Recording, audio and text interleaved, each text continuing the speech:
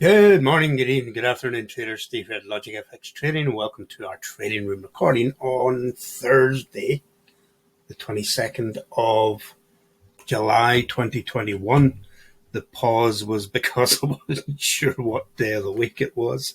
I'm pretty sure it's a Thursday today. Yeah, according to my phone, it's Thursday. Okay, folks, just before we start, we had a question yesterday. Now, I've only been doing these recordings on YouTube for the last couple of weeks, guys. So hopefully we'll build up a following, and we'll get questions. I'd love you guys to ask me questions. So just before we get into today's, I just want to answer that question because I don't want to forget to answer it. And if we spend half an hour doing the analysis, I will forget. So we'll cover that first. And also because I think it's important for the rest of you to let you know that I'm very, very open to questions. In fact, I love getting questions, guys, because it exercises my brain and it gets me back into training mode. So we'll just look at the question first, and I hope the guy that sent the question doesn't mind me showing it to everyone. I suppose it's public on YouTube anyway. Sajid, I think I've pronounced that properly. Can you do a video on channeling corrections turning into impulsive waves by breaking through the extreme top or bottom of the corrective channel in a counter trend direction, and then re-entering the corrective channel, but still continuing in the counter trend within the corrective channel? Now, it's a lot easier if you send me a diagram, guys, to answer a question, because I had to try and work out exactly what that was, and I'm still not 100% sure that I know, but I think I know what it is. So I will attempt to answer that.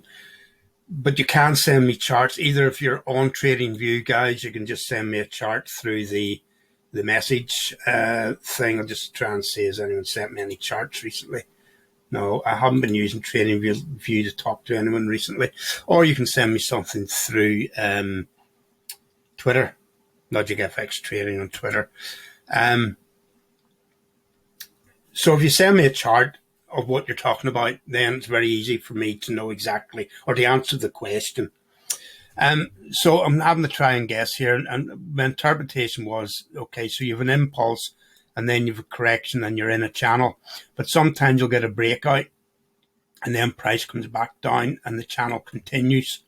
Or vice versa, you'll get, not vice versa, but the other side of that was it maybe if a channel going like that, then you get that, and then it comes back up, and it continues to do that. I think that's the question that was asked. There's no simple answer to anything in Elliott, guys, and I'll explain what I mean by that in a second, but let me just answer this question first. The whole point about Elliott is it's like a skeleton, and there are parts of it that you can recognize, and there are parts of it that you don't recognize. But with this, the main thing about this is it's a correction. The channel, which would be that bit, and then you've had that breakout, and then it's come back in, or the channel, say, being there, and you've had a breakout, and it's come back in. So I think that's what we mean by a corrective channel in the question. And then you get an impulse out of it, and it comes back in again. Well, the thing is that the channel is only the lines that we draw to try and give us a sense of what structure is being made here, so that we can, potentially see trade setups. And then it would depend on what time scale this was in. Obviously, if this was a 5-minute time scale, you wouldn't be trying to trade it because it would be mad. But if it was a 1 hour time scale, maybe really you'd be looking for the breakout of it at some point.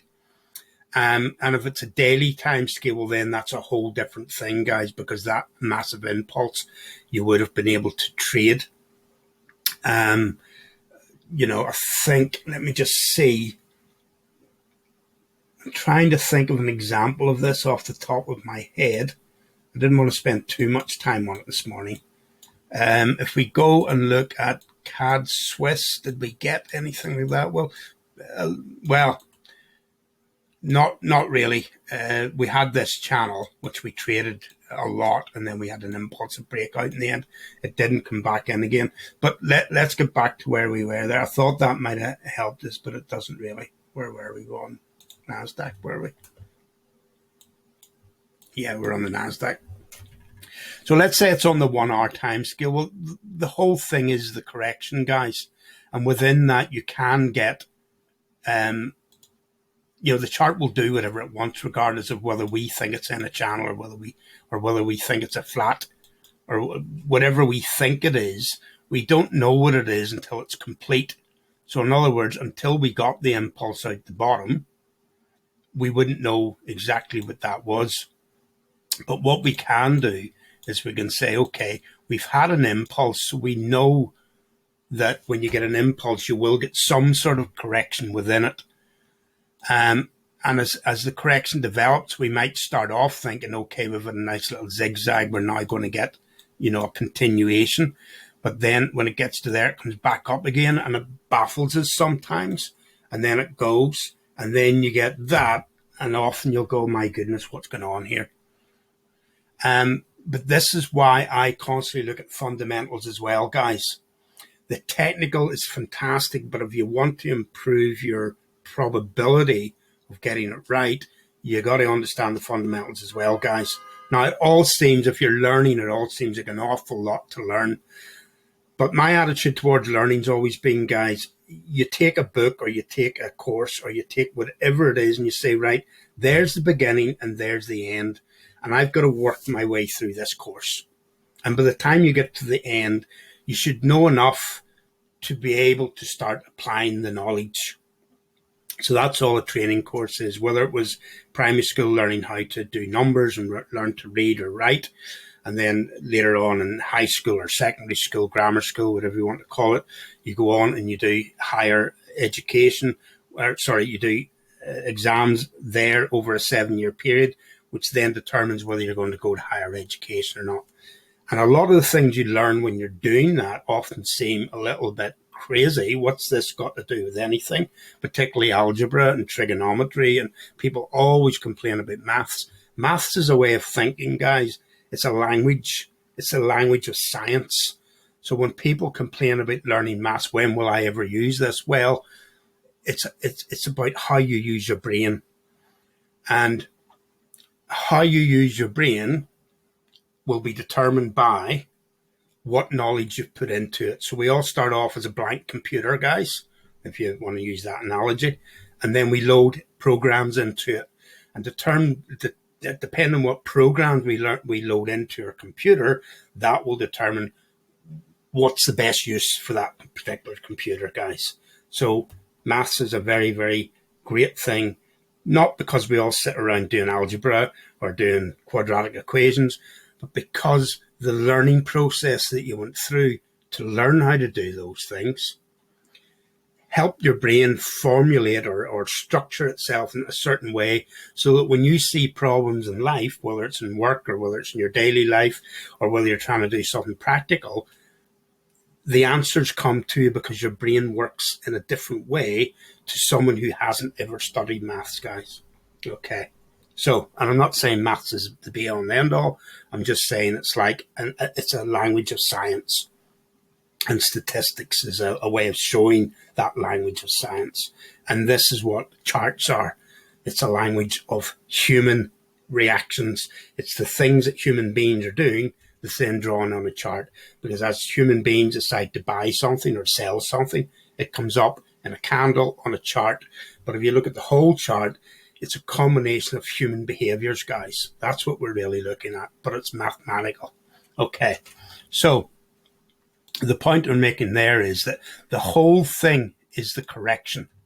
Now, whether it impulsively takes off out and comes back down in again and goes again, the whole thing is the correction, not just the bit that we were able to draw a channel on. The lines that we draw are just an indication to us to get some sort of concept of what's going on. And sometimes things happen that we don't expect. And what is nice is when we do expect it. But one of the things here is that if fundamentally you're still expecting this to drop and you get that, well, that can be a really good place to start to trade it down again. And then it ends up going in a channel again. And that's a little bit of a, you're saying to yourself, oh my goodness, what's going on now? I expected this to drop. But then you can break the thing up. Let me draw it again. And there's no one answer, guys. Every single one will be different, and that's why we do our analysis.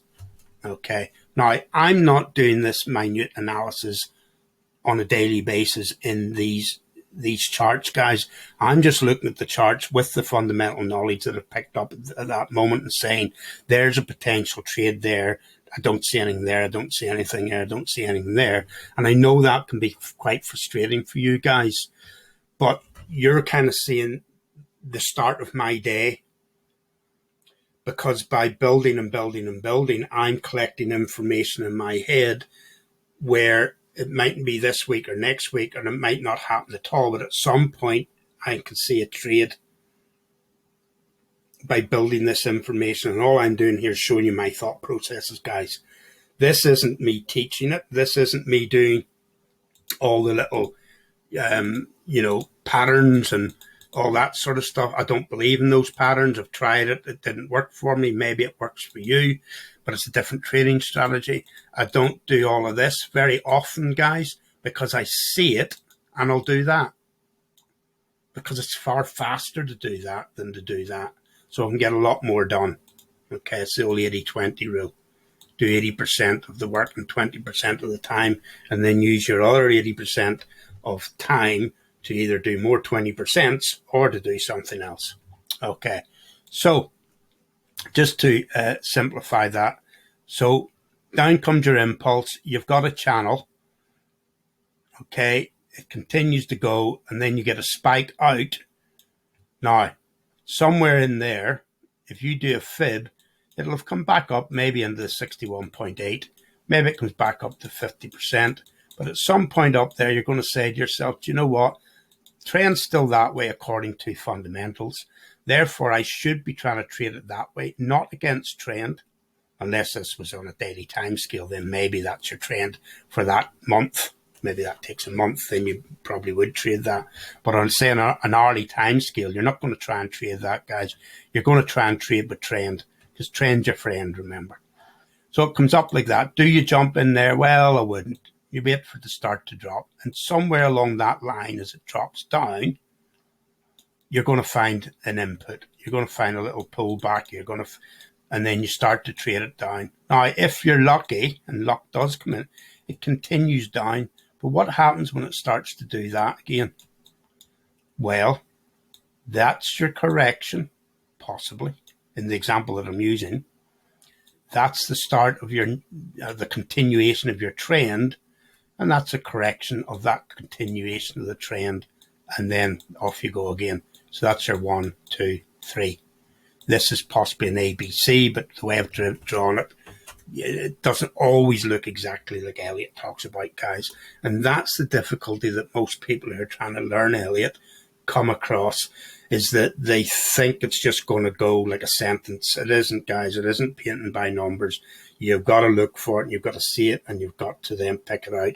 And I'll show you what it's like. It's like this. It's like word search, guys. These have all been, this is a simple word search, guys. But sometimes you see them where there's only one word, and it could be written backwards. So what I'm looking for every day on every chart, and you can imagine each chart being a different word search puzzle, I'm looking for a word that stands out to me. And you won't even have the whole word, because once you've had the whole word, then the structure's over and you're moving into another structure, which sometimes is okay, because if the structure's a correction and you're looking for the impulse, then you get the whole word and you say, okay, this looks like a whole word. Let's trade it short. Let's trade it in the, in that situation. You'd be saying, okay, there's Raven. We're looking for the next word, which will be down there. I hope that didn't overcomplicate things, guys. But what I'm saying is, you get a jumble of words or letters, and you've got to, and most of the time they don't make any sense. So I'm not looking at these charts every day. No one is, by the way. Some people like to make out that they know what's going on, but they're not being truthful, guys. When you look at a chart, there are times, particularly when something's complete, that you can go, oh, yeah, that's a channel, or that's an ABC, and they draw them on TradingView, and it's all beautiful and fantastic. But but that doesn't make you money, guys. What makes you money is the combination of three things. Number one, identifying the high probability situation, using whatever system you decide to use to do your analysis. For me, it's Elliott wave theory, or structure analysis, call it what you want. That's the technical side. And then I watch fundamentally every single day what's going on in Bloomberg. That's where I get it from. I also read through lots of news stories on Flipboard and flip anything that I find interesting, guys. But the first thing I do, and I used to include this, but these recordings became much too long, guys. I go through these every day, and any story that I find interesting, I flip it over into Logic FX Trading. And then if it's, say, a stock, two stocks I'm never selling, so I'll go and I'll look at that and I'll say, right, later on in the day I'll do this, guys, and I'll go, right, what are they talking about? Markel and Roll. First thing I do is go and see if eToro is going to allow me to trade them. If they are, then I'll look up. Let's go to now, guys, just stick with me. If you wanted to see today's analysis, just skip forward 5 minutes and we'll be done with this. Sorry, what was it? Where to open that story? Oh, there it is. MKL, right. I have a very short memory. MKL, but that's okay. So we go over to MKL, we do a research, and it says it's a moderate buy. So at the moment, I'm not enamored by it. I look at the chart that they have. Remember, these charts aren't as good as, maybe that's a good example of what you're talking about, where you've got an impulse out of it, but the correction's gone on up. The thing is that this is a correction. We're not necessarily looking for the downside to it there, guys. So you've had an impulse there. You're getting what looks like a correction back up. And then you ordinarily in a chart, you'd go, oh, well, you're looking for the impulse down. But we're not. Fundamentally, we're not looking for another one of those. So this is a little bit different, guys. And that's where the fundamentals come in. But in this situation that's come up, you're going, well, it's not exactly cheap. There have been situations where it's been cheaper. So even if I fancied it, I'd have to wait for price to come down a bit. So maybe I continue to look at it, maybe I don't.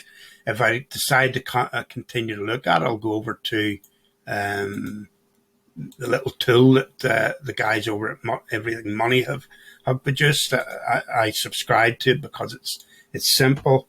MKL, all the information is, you can do this without this tool, by the way. Market Core, there it is. And then the income statement, the balance sheet, the cash flow, and the 8 pillars. 8 pillars. Ooh, 1, 2, 3, 4, 5, 6, 7. Not enough data on assets and liabilities. Then you'd go through it and say, well, why is there not enough data? And then I'd go over to Google Finance, not Google. Google isn't as good as Yahoo. I'd then go over to Yahoo, because there's a lot of more information about any individual stock over here. Where would we put it? Let's go my portfolio, maybe. Oh, I haven't signed in. Okay, so then I'll do more research in there, guys. Now, I have done one little video so far that I've published out for you guys free on YouTube. I will do a lot more of these. But I'm just trying to show you that all the other stuff that I do during the day, over and above what this initial look is. And once I've done my fundamentals, obviously the fundamentals for a company are very different to doing your analysis for a currency.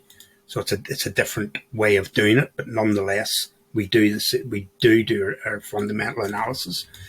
And so it isn't just as simple, guys, as going, Elliott says A, B, C, 1, 2, 3, 4, 5. It's a great skeleton. Okay, it's a great skeleton. Now, just to finish that question, I have a comprehensive training program. I'm not selling it, guys. Well, I have been selling it in the past, but what I mean is I'm not pushing it here today. Reason being that I've got a little bit fed up with running my own website, because it takes up a lot of time. You're dealing with a lot of not scammers, not the right word. Where you get messages from people that's produced by robots and it just uses up your time. Then you've got to look after the website, guys. So what I will be doing is I'll be releasing the training program bit by bit, updating it as well because it's a couple of years old. Not that there's anything wrong with the information in it. It's just we want more recent examples when we're doing this, guys. So I will be releasing this initially free on YouTube. So any of you guys who are here at the start, you'll get it for free. And then down the line, I'll start to, as I upgrade each individual training course or section, I'll put it on to Patreon.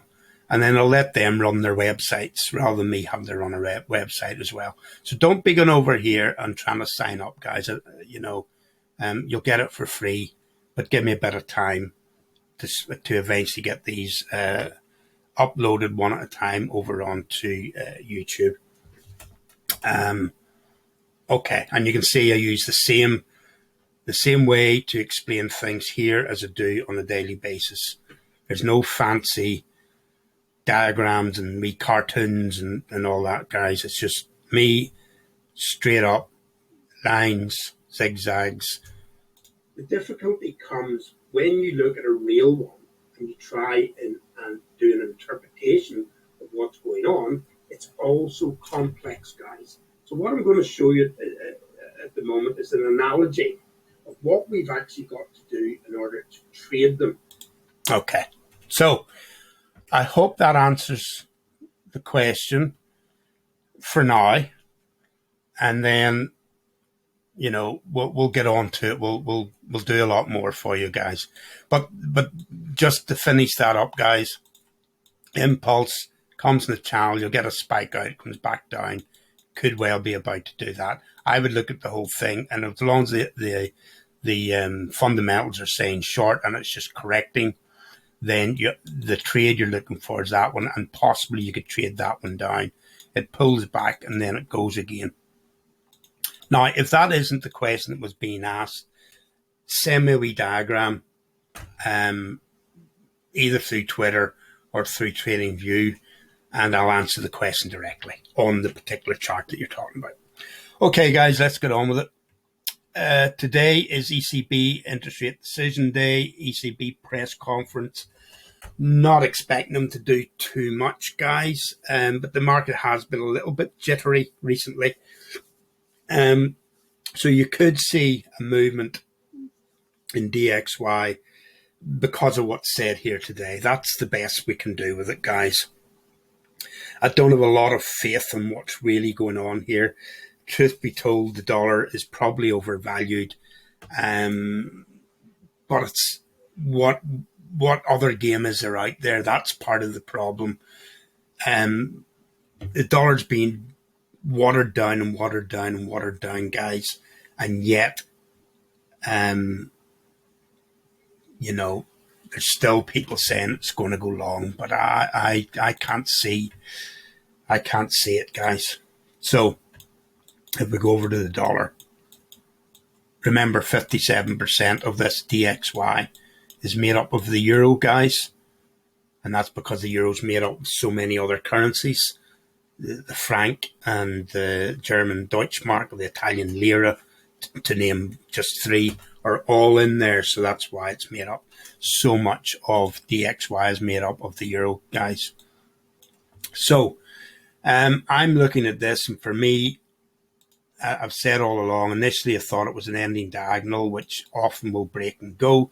Hasn't turned out to be that so far. I've got a stop loss up there. If it continues on up, then I'll just take the loss, guys. Remember, we're not trading anything in any way that if we get it wrong, it's going to hurt us. The way we trade the account is to get lots of small wins and hope that, not hope, but, get small wins and take some small losses along the way. And the small wins all add up into a bigger win over the year, guys. Okay. So, I still think it will drop. it started to come off a little bit yesterday. I'm not saying that's going to happen. I'm saying if that were to happen, then I've got my stop loss in there. From a way back, we said that this was going to run in a channel. We weren't entirely sure whether the channel was going to be, you know, a bit like that. Like, you know, you see that line and that line. We didn't know if the channel was going to be like that or whether it was going to be flat. Now, for me, what we've seen so far is that it's running flat. In other words, the dollar's getting up to a certain level, and it's only happened once so far, but this is potentially the second time. It's getting to a certain level, and the market's going, you know what? Don't think so. And down it comes again. And then it's come back up again. So I'm looking for the next trade down to keep it running flat. There have been calls for it to get down into this region, and that region have taken off the euro dollar because it was 125. See 125 up there, guys. That's slightly above it. Not sure. Maybe it's moved. When I say calls, I'm talking about the big banks. I can't remember now who it was. JP Morgan, something like that. Called the euro dollar at 125. So if that's the case, now I'm not saying it definitely is, but it's just something to take into consideration. Is that a little example of what we were talking about there? Where you get a drop counter trend because the trend at that point's there, spikes out and comes down again. It's a complex correction, guys. That's an ABC, an ABC, an ABC, possibly a little ABC in there. One more down and off it goes. That's a channel. You've had a spike out the top and it's come back down again. It's a complex correction, guys, which is what we were talking about over here. And I thought it was. That's why I pulled this one up. Complex correction, guys. Okay, let's get on with it. So, right, we've got ahead of ourselves. Let's get back over to here. Let's just clean this up and we'll get on with the... started talking about that because of the news, what was going to happen with the dollar, guys. And it's probably the most important chart, other than maybe this one. If you're dealing with currencies, DXY is your most important chart, guys. If you're dealing with I'll come back and do that later. There's far too much there. If you're dealing with stocks, I find with eToro that they're nearly all in the NASDAQ. The American stocks are nearly always in the NASDAQ. So this is then the most important chart for me. Now, we had a continuation of a little push up yesterday, guys, which I loved because I was getting concerned that this was going to be a deeper correction and was getting a little bit hammered. But I bring you back to what I said way back in May when we had this. And you'll notice I have that as just talking about Elliott. You have an ABC on there, guys. Now, I have explained all this back then, but just for any of you guys who are new from YouTube, I'll show you what I mean here. I have an ABC there, guys. Now, at the time, to be quite honest, we were worried that it was going to be a flat correction. To see why that and that is more or less a double top. So it's A, B, and then I was looking for a 5-wave impulse down to break A before it continued on up. That didn't happen, and I'm glad it didn't because we were getting badly battered through these couple of months. We came out with, you know, a half-decent result for both months, but nonetheless, at the time, we were concerned that it was going to continue to drop. But when we got this little impulse here and we broke that top, I said, okay, this is going to go long. And in order to describe it, I just said, guys, it's going to run like this. Not exactly, but it's going to run something like that. So I copied that little bit there. And I pulled it over here and I said, it's going to run something like that, guys, which is exactly what it's done. Possibly including the little dip and the next push on up. Now, I'm hoping we're going to get that over the next few weeks. And obviously, if it comes back up into there, the chances are you're going to get another correction, even, you know, if it's going to stay in this channel. But of course, At some point, we're going to look for a correction, guys. And that's the one that I was worried was going to start here. Maybe into August, maybe September, depending on what the Fed says and does and what happens to inflation and the American economy in the meantime. That could be the time for the correction. Everything is overvalued at the moment, guys. And for anyone that's out there telling you growth stocks are going to the moon, they're doing this. Yes, in 5 or 10 years, if you come back and you look at whatever growth stock you want to talk about, unless it goes bust, of course. But let's say Amazon or whatever. Let's say Amazon's like that. In 10 years' time, chances are it's going to be up there. It doesn't mean there won't be one of those in the meantime, guys. So that's what we're saying. We don't want to get caught in that. We might not be able to avoid it to a certain extent. But what I try to do when I see a drawdown is take some money off the table. You can't close everything and go into cash, guys. That's madness. But at least get some money off the table so that when you get down into there, you've got cash to put back in. So when you get back up to there, you've actually made money out of the deal. Now, it's easier said than done, but that's the strategy that I'm using, guys. Okay. So the NASDAQ so far today is pushing on up. Hopefully it continues on up. I think it will.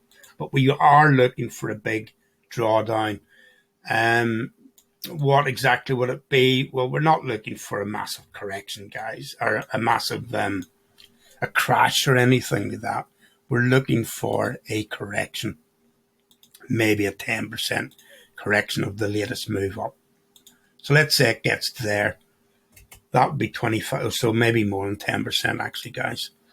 If it came to there, oh, sorry, this is a correction of that move. This isn't a correction of the whole market. If you wanted a correction of the whole market, which could turn out to be, say, 10%, you need to go from zero, guys. So there's our zero. Rather than just measuring that.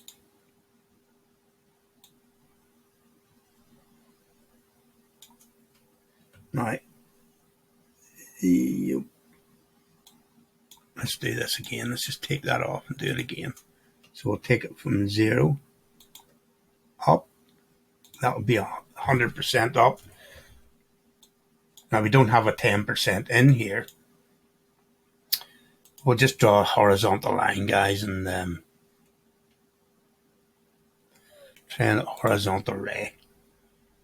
So that's 25 from there to there. 10% would bring it into there somewhere, guys. Into there.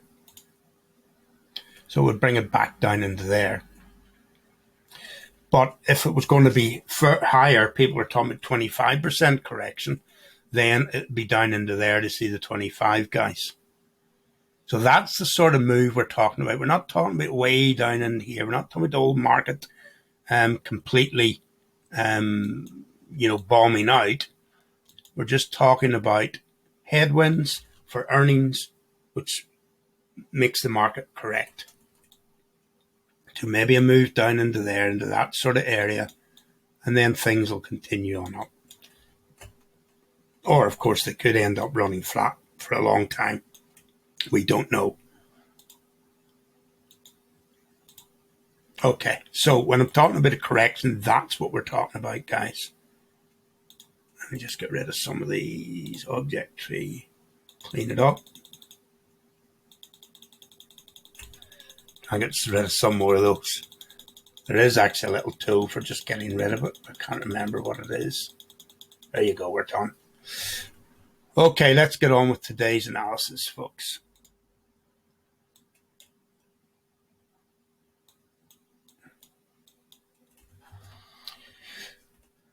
Right, so hopefully that'll push on up today. Dow Jones, nice recovery. There was the drop. Nice recovery so far.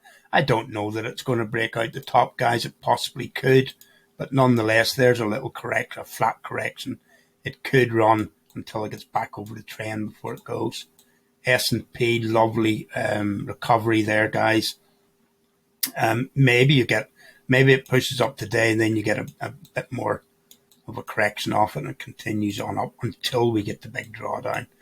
Nikkei hasn't really recovered that much, certainly not the way that the American markets have. There's a nice recovery in the UK.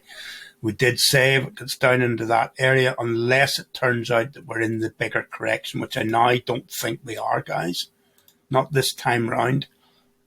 So, of course, you could get a little bit of a correction of that, pushes up, maybe it comes back up into there. So, well, maybe if you go and look at, obviously, if you're going to take a particular stock in the UK index, you got to go and look at the individual, do the stuff that we talked about earlier, do your analysis of the stock, look at the individual chart, and then decide if things are looking good for going long, guys. Remember, this is a combination of everything that's in the UK 100. French coming up really nicely, guys. Remember, we put that line in because that's the direction we thought it was going to go. We have that. Quite possibly we're going to get a breakout. Your next target, if it were to break out, would be there. Not suggesting you trade the index, guys. Just looking at it and going, well, where would that structure go next? Well, my target for that would be there. But obviously, down there somewhere would have been the place to get involved in it. Not necessarily here. Why not here? Because it could easily come back off before going again. German, lovely. Back up. Back then, which is the 13th of July, we said, don't be trying to trade it long from there. If it comes down into that sort of area, there's your trade. What's happened? Doesn't look exactly like that, guys. Price dropped. Not only did it drop into that area, it broke out, and now it's on its way back up again. So if I traded indexes, that possibly would have been a nice, it's a nice analysis anyway, guys. And you don't necessarily have to trade every single one of them, because if you did, you'd probably, getting as many wrong as right. But every now and again, you'll pick one because fundamentally you believe that the structure is going to do what it looks like it's going to do. But it's still nice to get these things right, guys, because it gives you confidence in your own analysis. Chinese, all we've done there is said, rather than copy the thing,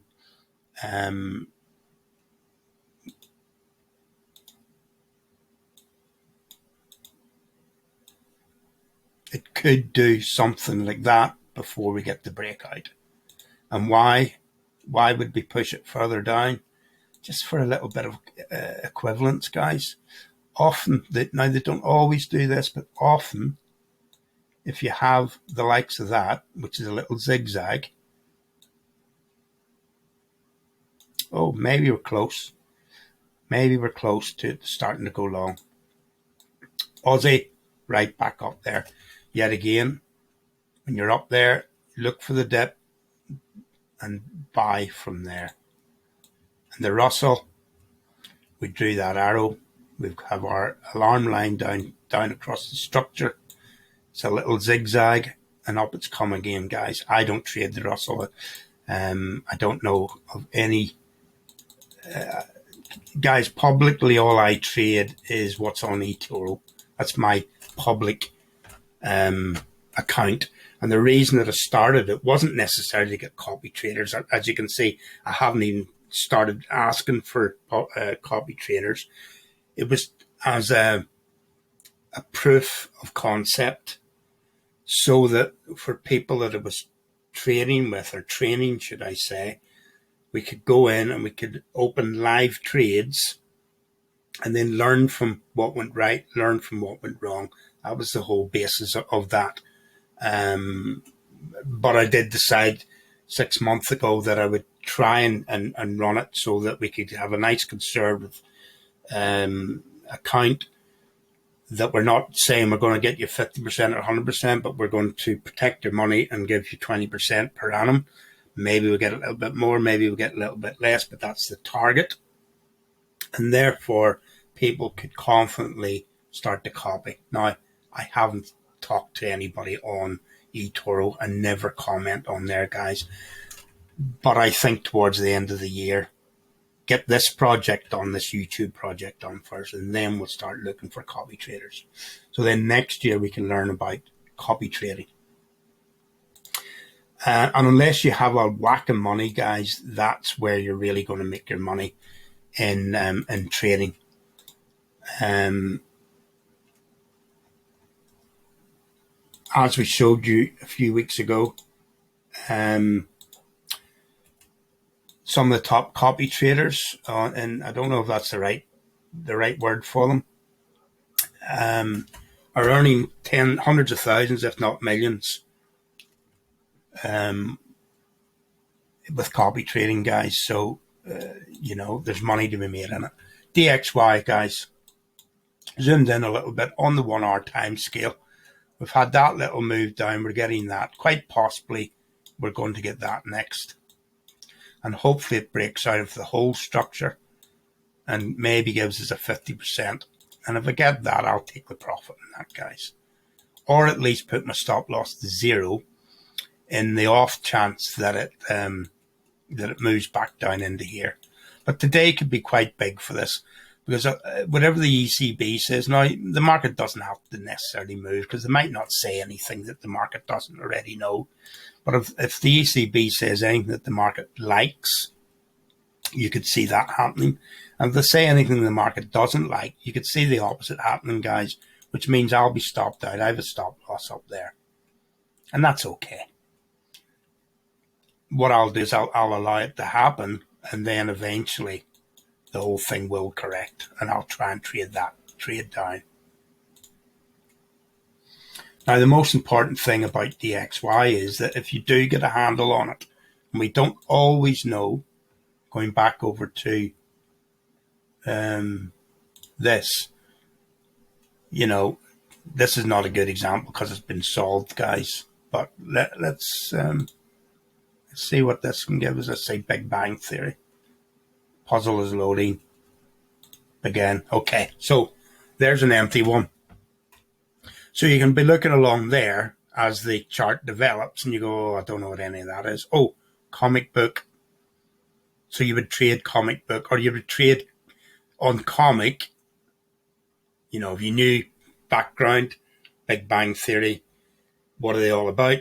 Comic books and all that, kids stuff, grown men doing kids stuff, which is what the funny thing about it is. So if you saw the comic bit, in other words, you had a zigzag, you could go, oh, hold on a minute, this is a fourth wave, let's trade the book bit. Bang, so you guess what the next bit's going to be. That's your forecast. You see the comic, maybe you do what's that thing to do? Comic-Con? Well, you could maybe get it mixed up with that. So you'd get that one wrong, maybe. So I hope you understand what I mean. Now, I'm glancing through this. You have to work at it. That's the whole point of Elliott, guys. I wonder how many... they've actually given you what you're looking for. This must be for kids. Yeah, so these are the comic book University, Big Bang, Wolowitz, etc. Anyway, I did watch the first lot of series of that, and they were really enjoyable. It's got a bit stale now, a bit like Friends. Friends went stale at the end. Okay. Euro USD. So I'm looking for the trade long, guys. It may or may not come off. Pound, well, there's the start of the recovery of the pound.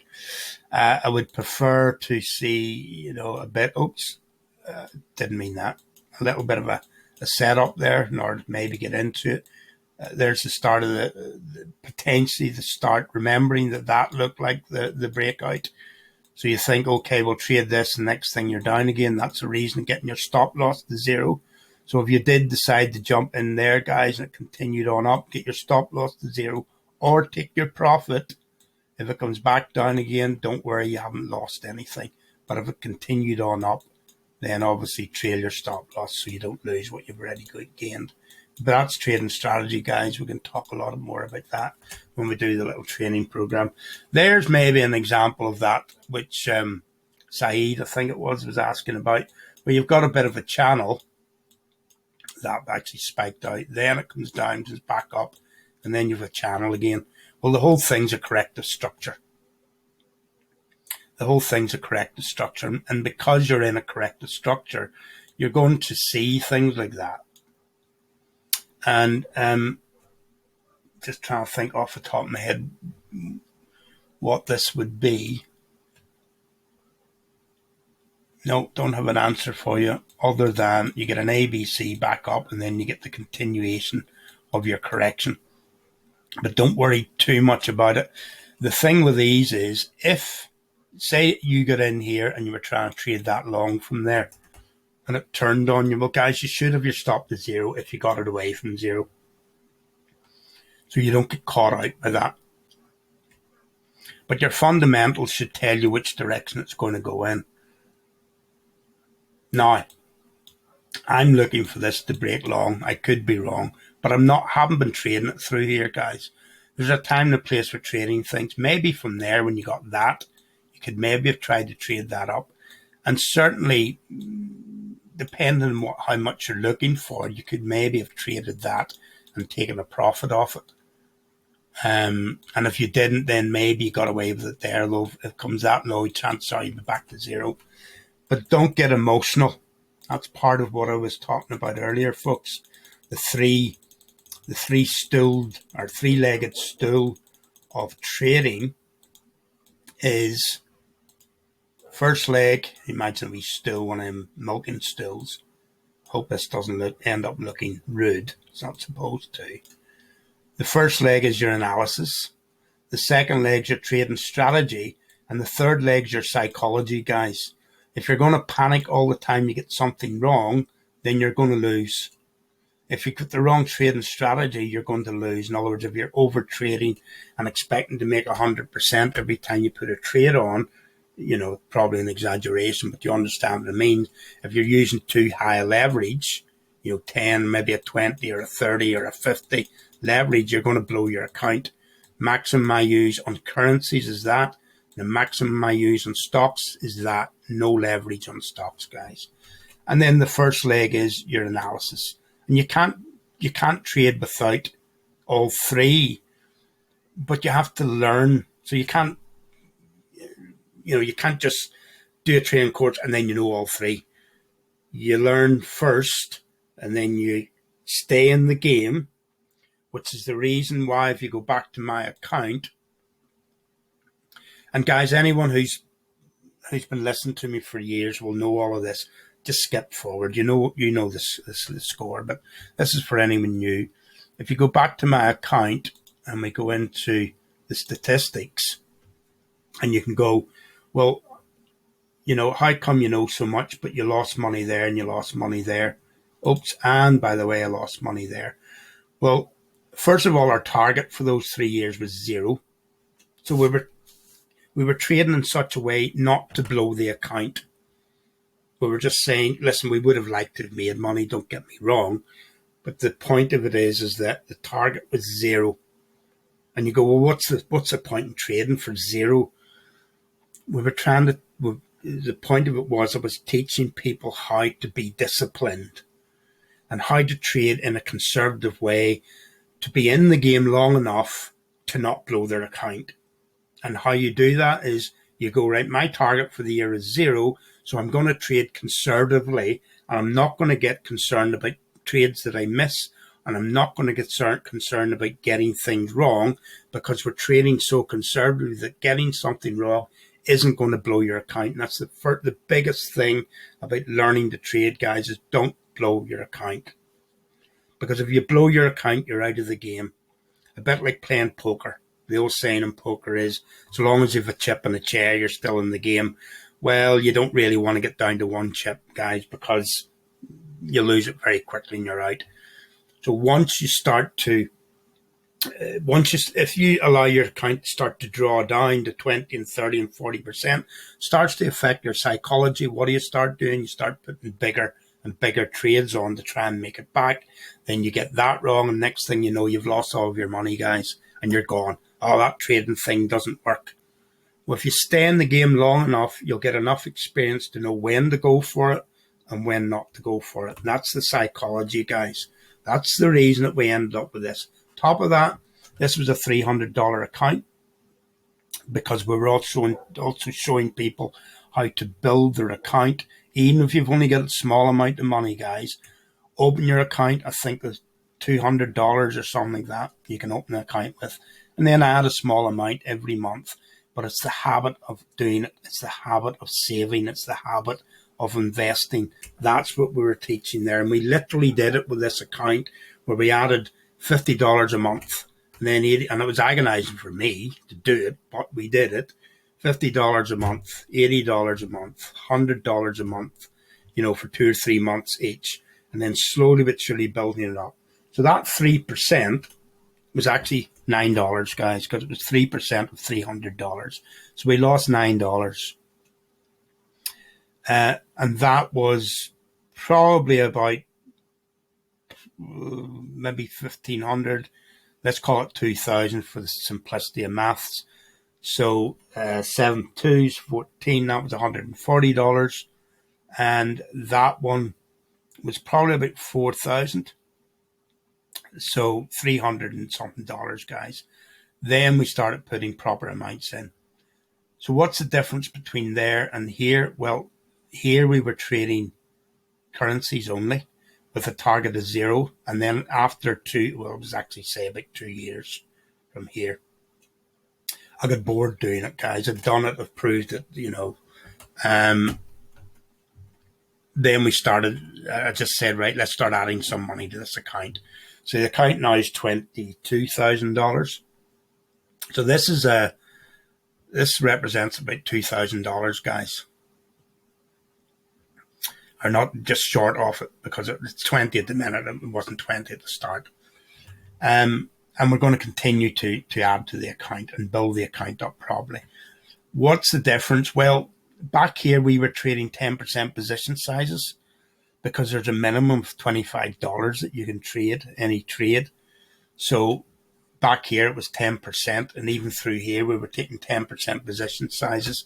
And then as the account grew back here, we started cutting it down and doing 2% position sizes. And now we're taking 1.5% position sizes. As the account gets bigger, we'll put that down to 1%, down to 0.75, down to 0.5% per trade, guys. Because 0.5% when you're trading $50,000 works out at $250. I think that math is correct. And then if you get it right and it moves in that direction, add to the position, add to the position, add to the position. Or you can do it the other way, where you've got into something and you've got it wrong, but you still believe that it's going to go, say, long. Then you can add another 0.5% and another 0.5% and build your position so that when it comes long, then you've got a half decent percentage position on it. But you haven't gambled it all right away. You're learning about it over weeks and months and still believe in your analysis, and then you can build a position on it, guys. And in the middle of all of that, you're still going to get things wrong, folks. Okay. Right. Let's get on with it. I knew this was going to end up long. Okay, let's move on. Where are we? New Zealand, CAD. There's the start of the drawdown of the CAD. We'll have a look at the oil position in a minute. There is a push down on the Swedish. Is that the start of the move? I don't know why that alarm went off. Is that the start of the drawdown? The yen, it's going in a different direction, guys. Remember, the yen is a bit of a safe haven. So there's that drawdown there. Another little dip, another little pull back. That's what's caused that, guys. So the yen's a little bit different at the moment in terms of its strength, because that strength came from the drawdown. I believe I think the Nasdaq's going to continue to climb. Let me see. S&P futures up 0.2%, not massive, but at least it's up. Dow futures up 0.25. The Russell, just flipped on me there. FTSE's up 0.23, CAC's up 0.74, DAX is up 0.84. So we've a risk on day. It's not a massive risk on day, but it's a risk on day, guys. So because it's a risk on day, this will probably continue to push on up. Not so much that you'd want to trade it though. US China. Looking for that to drop, although I don't trade this very often, guys. Sorry, Swiss. I tell you a lie. Looking for that to drop. Remember, I got short on that around here somewhere. I'm still in the red at the moment, but I'm quite close to breaking through. China, it's come back down again. Is it going to continue flat? I don't know about China, guys, so we'll just leave that one.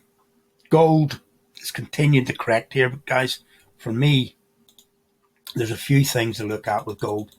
I have loaded up on gold miners as a hedge against things going pear-shaped, guys. So for a period of time, that's going to cost me. But when things go wrong, they will go up. Gold will go up. So really, physical gold's the thing you want. What is it? PHSY or YS, is it? We looked at it yesterday, folks. PHYS. Yeah, PHYS. This is physical gold trust, guys. I will put some money into this. Not at the minute because that looks like a zigzag there, guys. It looks like it wants to drop there. Could be wrong. And I have a lot of money already in gold miners, so I'm not going to put any more in there. But if the markets start to drop, I'll have a look at this on a daily basis and see if I can decide when to buy into it. And of course, we'll talk you through that. So it's a little zigzag at the moment. And of course, when you get zigzags, you're always looking for that. I'm not convinced by it, guys, because when you look at the bigger structure there, it could be the start of a deeper pull down. I hope it's not. But if it is, I'll just buy in again down there, guys. But eventually, I think gold will go long. Silver, same thing. Silver's already dropped and come back. Potentially, there's a bit more downside to it before it goes. But I do think that that's the trade for silver. Bitcoin, we had a bit of a recovery in Bitcoin. I've opened a trade in Bitcoin, a very small trade, $300 or something like that, guys. It's just a 1% or 1.5% position. Opened it down here somewhere. It's come up. That's fine by me. I'll just leave it on. I'm not convinced that it's going to break out of this. I suspect a little spike, then it continued to drop, spike, continued to drop. The trend at the minute is this channel. So I wouldn't be surprised if it dropped again. Maybe I'll put my stop loss to 0. If it comes down again, I'm out of it. And if it drops down to here, then I'll buy in again. At some point, I do think that Bitcoin will recover. At some point, maybe it's 6 months down the line, maybe 3 months down the line. I would treat Bitcoin like a commodity, guys. Digital gold rather than digital dollar. So certainly there could be a bit more downside to it, but I do believe at some point it will come back up into this sort of region. And at some point, maybe it goes on up. I don't know that. There's a lot of people saying that's what it's going to do. But, you know, you've got to ask the question, what's the motivation behind people who are saying this? And their motivation is they're heavily into it, guys, and they want to make money. So they go on the internet and they tell you, hey, it's going to do that because they think they're going to convince enough people to move the market. I don't necessarily think it works that way. But, well, it doesn't work that way, guys. We're not controlling the market. Wall Street bets aren't controlling the market. They had a little fling, and now and again they'll get something right. But that's not what controls the markets, guys. It's a news story that people love to run with. Why? Because all news channels care about is eyes on the screen, guys. It's all about advertising, so you don't necessarily believe hype. If you believe hype, you'll lose your money. Okay. Let's move on. Bitcoin. Yes, I've invested in Bitcoin. We'll see what happens. Oil's recovering. I said it would run flat. Now, does that mean that it's going to start going long again? Not necessarily. I think it'll run flat, guys. Little bit of a recovery today.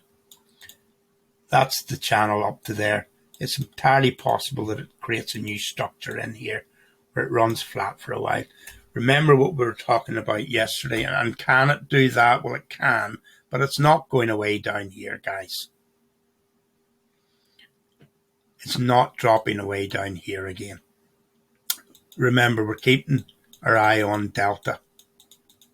That's what we talked about yesterday. That's the thing at the moment that's bringing the biggest fear into the market. Are there going to be shutdowns? Is the world economy going to start slowing again? We don't know the answer to that, but I suspect that the answer is really vaccination.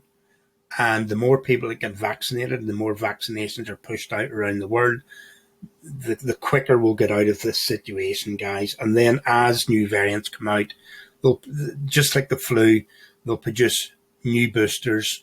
And every 6 months or every year you go along, you get your booster, it'll be part of the system, and the world carries on. Will there be scares out of it? Yes, there will. Keep an eye on the UK, because that's where the country that has the highest numbers at the moment per capita. Remember, we're always talking about per capita. It has the highest numbers per capita of Delta at the moment, but it's also got one of the highest numbers of people vaccinated. So it's the vaccine, or the vaccine program, against Delta. If the vaccine program wins out, you'll see the world piling on until we hit the next headwind, which will be the Fed potentially tightening, guys. Okay, so that's what we're looking at the moment. EuroCAD. We've had the drawdown. Is the next move long? Well, that will depend entirely on what the Fed or not the Fed, what the ECB says today. Now, we drew that instead of it got down to that area, looking for a leg up. When I draw these things, guys, often I don't have it's not necessarily courage of the conviction, but this is just a thing that says, well, you're not going to invest up there. Whatever chart it is, you're not investing there. That's madness. So you wait for a correction. If it comes down to there, then you ask the question, at this level, do I want to continue with this? So it's made the first part of your prediction. Is the next part going to come right? So you've read, just to continue with our little metaphor. So we've read COMI, and we're going, is it going to be comic book or comic-com? Is it com? Comic-con, is it? Anyway, Comic-Con, convention, Comic-Con, that's probably what it is, guys. So which of the two is it going to be? We've got a COMI. Are we going to get book or com? Now, if we get book, then we've got to trade back up. If it's com, it continues to drop in our analogy here, or not our analogy, our metaphor. So I've got to decide which of the two it's going to be, and do I want to take a chance on it at all? And if I take a chance on it, it could turn out to be comic book, and I get a nice trade. But if it turns out to be Comic-Con, it continues to drop. That's, that's the thought processes. And by the way, I've never thought of comic books or Comic-Cons in my life, because I didn't have them when I was a kid. I had comic books, but certainly not a Comic-Con. And I haven't read a comic since I was about 10, guys, so there you go. Okay, I'm not condemning anyone who wants to read comic books. Remember, we all have our own escapisms. My escapism's football and booze and other hobbies. You may have noticed when we were over here that there's a clue about what I'm interested in, guys. Sailing and boats. That's because when I retire, I want to buy a boat and go sailing. So I've got my plan. Now, by the way, I could certainly continue to do this. I can continue to trade off a boat, provided I have internet access. So you can see my long-term goal, guys, and you've got to have a goal. Sorry, I've lost our place. Okay, Euro Oz, we were looking for a drawdown and maybe a breakout yet again. Same thing applies. Because we draw that doesn't mean that we know that it's going to do that. But if it does that, then it puts us in a position to think long and hard about whether we're going to get the trade or not. Euro New Zealand, same thing. Hasn't quite come down, but maybe with the next trades up. Euro Yen, quite possibly that's going to be a trade. Yet again, it will depend on the ECB. Swiss, well, possibly you could see a trade up within that channel anyway, and then maybe with a bit of luck it turns out that it breaks out. That then depends back to risk on, risk off, guys. If we go back to risk off, in other words, if the markets start to drop again, then you'll see this chart continuing in this direction. But if we go full risk on, then there's a possibility that you'll see this go long. And the only doubts at the minute, yet again, is about vaccination, Delta variant, and whether the EU economy or the European zone economy, Eurozone economy, is going to start to kick in again the way the American economy has. Pound CAD. There's a little 5 there, a little pullback. Is it going to give us another one down? I doubt it, looking at how it's moved in the past. This is one of these ones that maybe you get into it, you hang in there until you get something, you take your profit, guys. If it drops again, you get into it, take your profit. In other words, you're just jumping in and out. It doesn't look great for that. You could be stuck in it for a long time. But if you wanted to trade that, that's the way I would do it. I'll not be trading it. Pound Aussie, yet again, I don't know the reason why it would drop. But if it did, from there, because that's the trend, if it came back down to the bottom of the channel, I would possibly trade it back up. And New Zealand, same thing, although it looks like it's getting ready to go. So quite possibly a long trade there. I'm not taking it, just to let you know. Pound Swiss, that's interesting.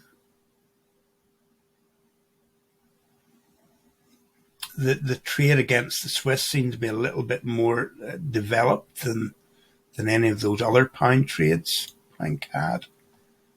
There's a nice little trade there, or move, should I say.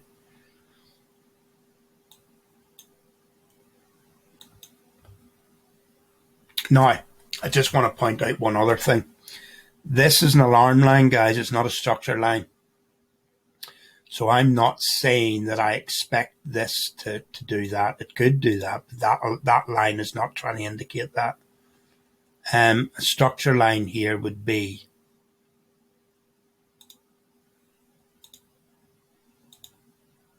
maybe something along those lines there, guys.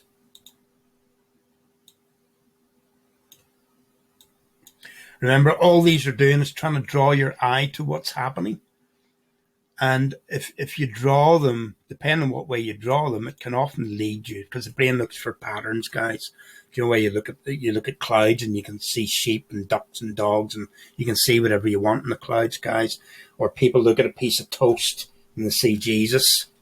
You know, if they believe in that type of thing, then they'll see what they want to believe in. If you're more interested in cars, you'll maybe see a car on a piece of toast. Or Hitler. They love seeing Hitler for some reason. Cats. Hitler cats. The brain will see what it wants to see, folks. It sees the patterns.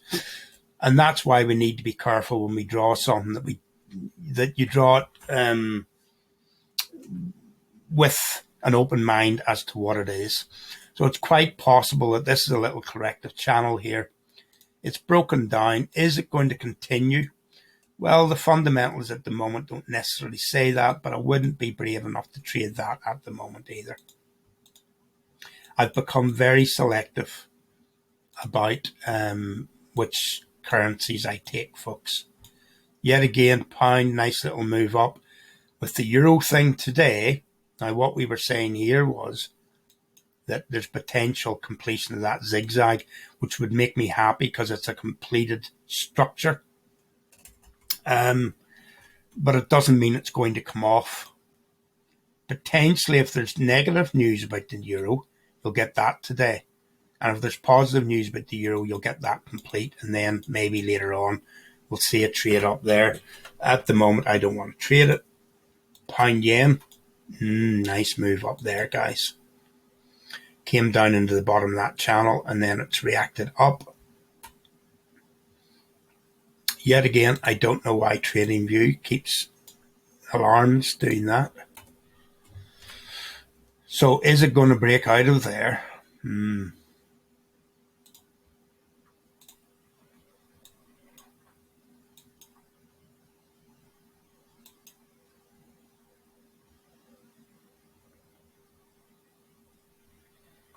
Possibly.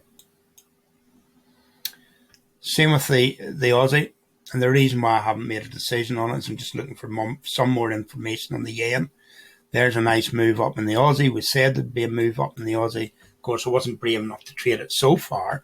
But if this develops a little bit more, guys, and I start to say to myself, okay, it's come up. We've had a little correction within it. I think, according to the fundamentals, the next move's up.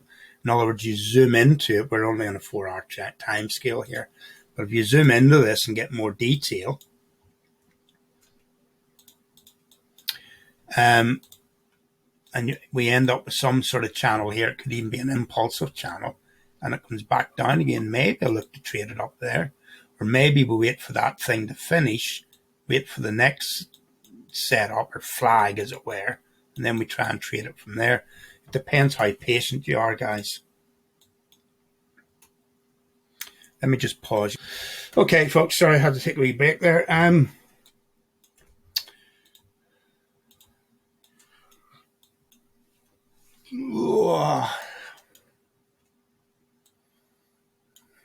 a bit reluctant to trade this because I got it wrong last week, guys, when we tried to trade it along there and we got that and it stopped out. Is it about to come back up? Not convinced, so I'll leave it alone. Aussie Swiss looks like it wants to go long. Aussie CAD looks like a little 5-1 running flat there. 1 running flat, 2, 3, another little running flat, 4, 5th wave, coming back up in. It's only on a 1-hour time scale.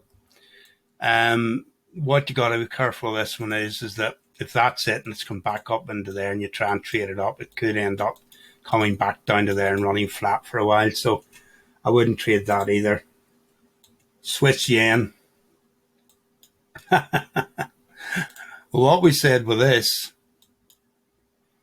was that there's a possibility that that's a flat, that's come down, and then you'll get this. So I was a little bit wary of this yesterday. I did say that you won't necessarily get that, but that would be where I'd be happier trading it from.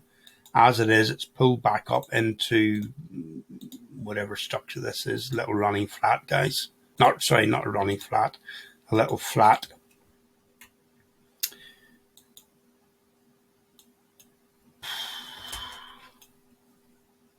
Don't know. CAD Swiss, my old favourite. Well, maybe I'll take a chance and trade this up. Yet again, said if it got down into there, we'd try and trade it back up to the top. It's already moved. Looks like it's going to move again. Maybe I'll take that. CAD yen, same thing. This is the recovery of the oil price, guys. The recovery of the CAD in both those cases. So if oil is going to continue, you see it. It's almost, this is the oil price, guys. If we take that and we copy it, oops.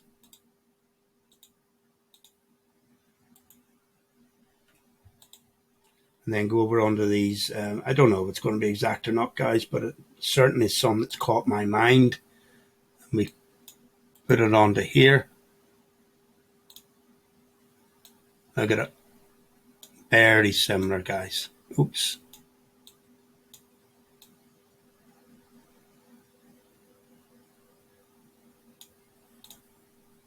And CAD yen. Paste. Obviously the scale's different, and you just squash this down a bit.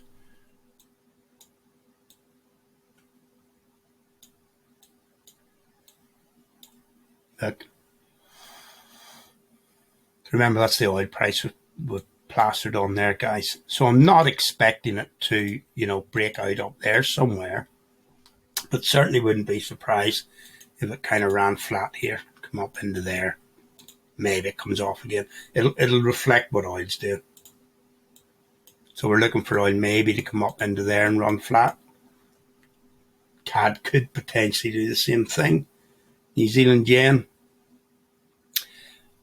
Looking for it to go long. All the arrows we're looking to trade are in that direction. Potentially yet again, that could be the bottom there.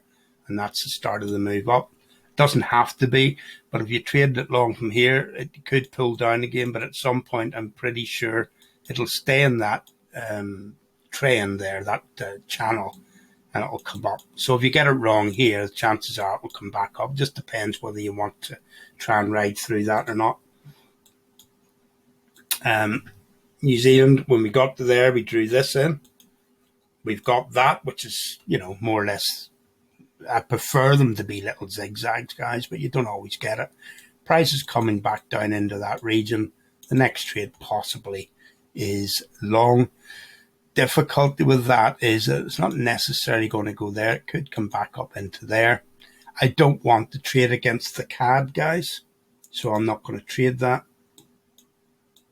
And New Zealand Swiss, we got a little zigzag, and now it's starting to move up.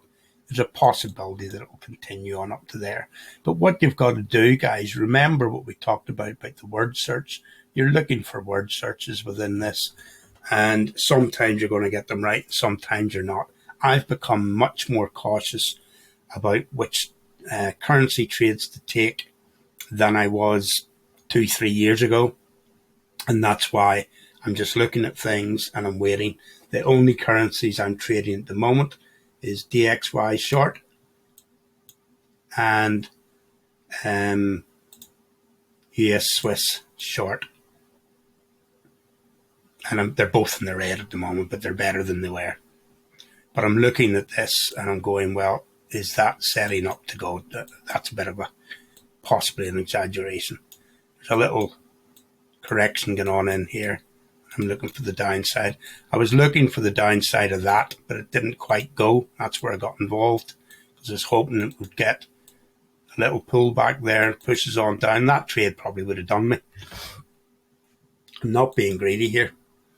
Okay, guys, I think that's more or less it for today. It was a little bit longer than I expected, but when things come into my head, I may as well get them out there.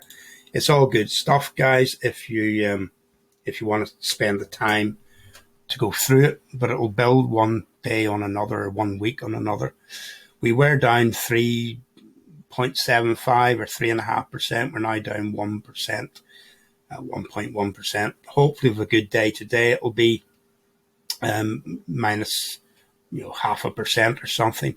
And we might even come out of July with a little break even, or maybe something like that, guys. I wouldn't mind that, because potentially this was going to be a nightmare. If we get that, then we're back on track for 20% for the year. Okay, that'll do for today, guys. Speak to you all again tomorrow. Bye for now.